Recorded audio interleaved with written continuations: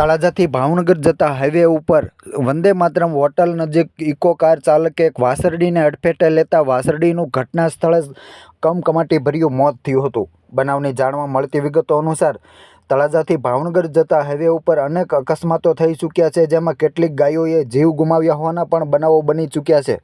તેમ છતાં પણ તંત્રની આંખ ખુલતી નથી। તેવો જ બનાવ આજે તળાજાથી ભાવનગર જતા હાઈવે ઉપર વંદે માતરમ હોટલ નજીક બનાવ બન્યો હતો, જેમાં વાસરડીને અકસ્માત કરી અને ઇકો ચાલક નાસી છૂટ્યો હતો। જેસીબી ત્યારબાદ એકતાજ લક્ષ્ય સંગઠન ગૌરક્ષક ટીમ ઘટના સ્થળે દોડી ગઈ હતી, જેમાં એકતાજ લક્ષ્ય સંગઠન ભાવનગર જિલ્લાના ગૌરક્ષક પ્રમુખ જયતુભાઈ આહિર, તળાજા પ્રમુખ પ્રવીણભાઈ આહિર, રામદેવસિંહ પરમાર તેમજ વિપુલભાઈ સોલંકી વેળાવદર તેમજ એકતાજ લક્ષ્ય સંગઠનના વિવિધ કાર્યકરો પણ દોડી ગયા હતા અને અકસ્માતમાં મોતને ભેટેલ વાસરડીની શાસ્ત્રોક્ત વિધિથી અંતિમ વિધિ પણ કરવામાં આવી હતી અને આવો અકસ્માત સર્જનાર વિરુદ્ધ કડક કાર્યવાહી કરવામાં આવે તેવી પણ જીવદયા પ્રેમીઓએ માંગણી કરી હતી।